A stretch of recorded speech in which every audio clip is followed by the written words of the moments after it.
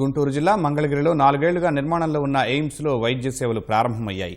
వైద్య ప్రముఖులు, నిర్వాహకుల సమక్షంలో ప్రారంభోత్సవ కార్యక్రమం సందడిగా సాగింది. అత్యాధునిక వైద్య సేవలు అందుబాటులోకి వచ్చిన వేళ స్థానికుల్లో హర్షాతిరేకాలు వ్యక్తమయ్యాయి.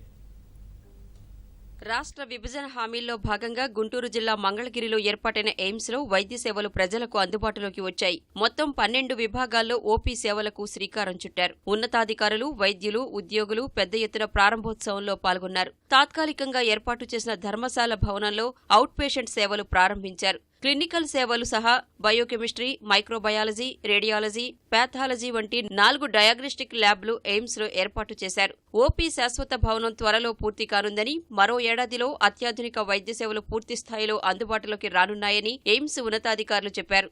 We are providing all the services from all medicine, surgery, obstetrics, pediatrics and variety of specialties because we have been able to recruit all the doctors to carry out the outpatient services. So our goal here is to provide the outpatient services in a patient-centric fashion.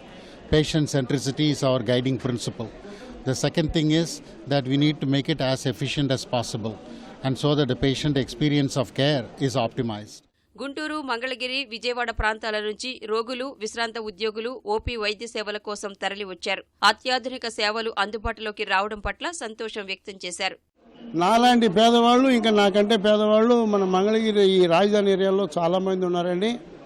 అట్లాంటి వాళ్ళందరూ కూడా ఈ హాస్పిటల్కి వస్తే రుసుము 10 రూపాయలు తీసుకొని చక్కగా వైద్య సేవలు అందిస్తున్నారు. ఈరోజు ప్రారంభం చేశారండి. రకరకాల సేవలను అప్పుడే మొదలుపెట్టారు. ఇంకా 10 రోజులు పోతే అన్ని రకాల వైద్యాలు ఇందులో అందుబాటులో ఉంటాయి. అంత ప్రొవిజన్స్ కానీ అన్నీ బాగా చేశారు. డాక్టర్స్ కూడా చాలా ప్లీజింగ్గా మాట్లాడుతున్నారు. కానీ నిజంగా ఎయిమ్స్ అనేది మనకి ఇక్కడ విజయవాడలో రావడం అనేది చాలా అదృష్టం. అలాగే ల్యాబ్ టెస్టులు కానీ అవన్నీ కూడా ఇక్కడే అరేంజ్ చేస్తున్నారు కాబట్టి అవి కూడా తక్కువ ధరలే వస్తాయి. మన గవర్నమెంట్ హాస్పిటల్లో చాలా కష్టాలు చూస్తూనే ఉన్నాం. పేషెంట్లు బయటపడగటం అనేది ఇక్కడ ఇలాంటిది ఉండాలి. విశాలంగా ఉంది ప్లేస్, ఇక్కడ మంచి ఆహ్లాదకరంగా ఉంది వాతావరణం. డాక్టర్లు కూడా రిసీవింగ్ చాలా బాగుంది. ముందు ఈ వ్యవస్థ ఆంధ్ర ప్రజానీకానికి అంటే 13 జిల్లాల వాళ్ళకి కూడాను మంచి ఉపయుక్తంగా మారుతుంది. కొద్ది రోజుల్లోనే అవుతుంది అని ఆశిస్తుంది. 1680 కోట్ల వ్యయంతో 1000 పడకల ఆసుపత్రి, వైద్య, నర్సింగ్ కళాశాలలు ఎయిమ్స్లో భాగంగా ఏర్పాటవుతున్నాయి. 275 కోట్లతో అధునాతన వైద్య పరికరాలు, యంత్ర సామాగ్రి సమకూరుస్తున్నారు. ఎయిమ్స్ నిర్మాణంలో మొదటి దశ పనులు 90% మేర పూర్తి కాగా రెండో దశ పనులు శరవేగంగా సాగుతున్నాయి. ఈ ప్రతిష్టాత్మక ప్రాజెక్టుకు రాష్ట్ర ప్రభుత్వం 183 ఎకరాల భూమి సమకూర్చడం సహా రహదారులు, విద్యుత్, తాగునీరు వంటి మౌలిక సదుపాయాలు కల్పిస్తోంది.